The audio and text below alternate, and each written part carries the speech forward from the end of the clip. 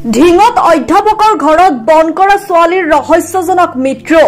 বন কৰা ছোৱালীৰ আত্মহত্যা কেন্দ্ৰ কৰি ঢিঙত সৃষ্টি হৈছে তীব্ৰ চাঞ্চল্যৰ ঢিং মহাবিদ্যালয়ৰ অধ্যাপক লক্ষীনন্দন বৰদলৈ বেতকাটি গাঁওস্থিত ভাড়াঘৰৰ বাথৰুমত চিপ লোৱা অৱস্থাত উদ্ধাৰ বন কৰা ছোৱালীজনীৰ মৃতদেহ 19 বছৰীয়া ছোৱালীজনীৰ মৃতদেহ আঠুকাহি থকা অৱস্থাত থকাৰ বাবে স্থানীয় ৰাইজৰ মাজত ৰহস্যৰ সৃষ্টি হৈছে ঘটনাস্থলীত নগাঁও জিলা আৰক্ষী অধীক্ষক স্বপ্নলীল ডেকাই বৃহৎ আৰক্ষীৰ দলসহ উপস্থিত হৈ আৰম্ভ কৰিছে তদন্ত প্ৰক্ৰিয়া লগতে গুৱাহাটীৰ পৰা অহা এটা ফৰেনচিকৰ দলে যাৱতীয় তথ্য সংগ্ৰহৰ পিছত মৃতদেহটো মৰণোত্তৰ পৰীক্ষাৰ বাবে নগাঁৱলৈ প্ৰেৰণ কৰে পিতৃ মাতৃহীনা অসহায় বন কৰা ছোৱালীজনীৰ ঘৰ হোজাই জিলাৰ কাকিত বুলি জানিব পৰা গৈছে ইফালে অধ্যাপক লক্ষীনন্দন বৰদলৈ ঘৰো একেখন গাঁৱতে বুলি জানিবলৈ দিয়ে ঘটনা সন্দৰ্ভত অধ্যাপক লক্ষীনন্দন বৰদলৈ পত্নী বিজুমণি বৰদলৈয়ে জানিবলৈ দিয়া মতে বন কৰা ছোৱালীজনীক কণমানি কন্যা সন্তানৰ সৈতে ঘৰত থৈ মন্দিৰলৈ গৈছিল বিজুমণি বৰদলৈ সেইদিনাখন ঘৰত নাছিল আন কোনো লোক মন্দিৰৰ পৰা উভতি আহি বাথৰুমত ডিঙিত চিপ লৈ মৃত্যু অৱস্থাত প্ৰত্যক্ষ কৰিছিল আৰু তাৰ পাছতে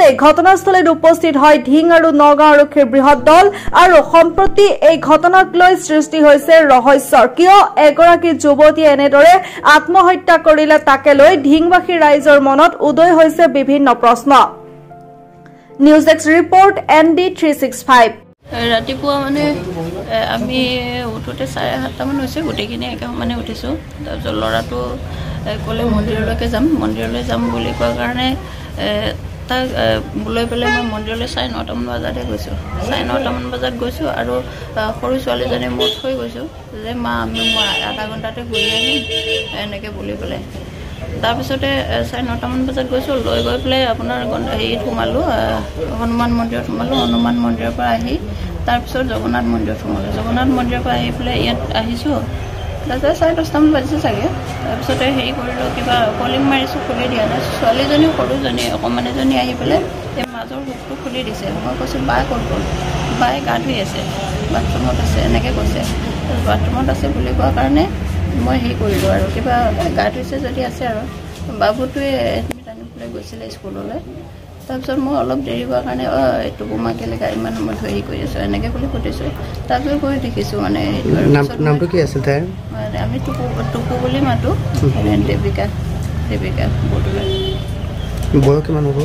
তাই 20 বছৰ প্লাছ হৈছে বুলি কৈছে মামীয়ে ক'লে আপোনাৰ হাজবেণ্ড কি নাছিল নেকি ঘৰত তেওঁ কালি ঘৰলৈ গৈছিলে মোৰ মানে খবৰ দেউতা কাইলৈকে বাৰী আছিলে খুচৰি গিয়া আছিলে তিথি আৰু মৃত্যু তিথি আছিলে সেইকাৰণে আজি ছুটি লৈ পেলাই গৈছিলে থেংক ইউ শুনকচোন বাইদেউ আপোনাৰ লগত কিবা কাজিয়া কেছকাল আছিল নেকি নাই একোৱে নাই নহ'লেতো মই সৰু ছোৱালীজনী এনেতো কোনো ছুইচাইড নকৰে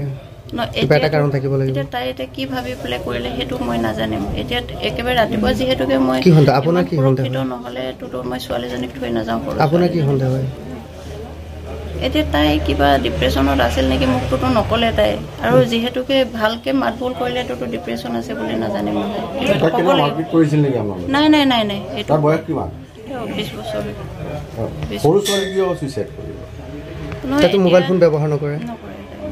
কিহৰ কাৰণে কৰিব পাৰে তাকে এতিয়াতো নাজানিম নহয় এতিয়া আপোনাৰ লগত কিবা হৈছিল নেকি আপোনাৰ লগত কিবা কাজিয়া পেচাল একোৱে নাই ৰাতিপুৱা মোৰ ল'ৰাটো আছে মই আকৌ কিবা লাগিলে সৰু ছোৱালীজনী মই কেতিয়াও বয়স কিমান হ'ব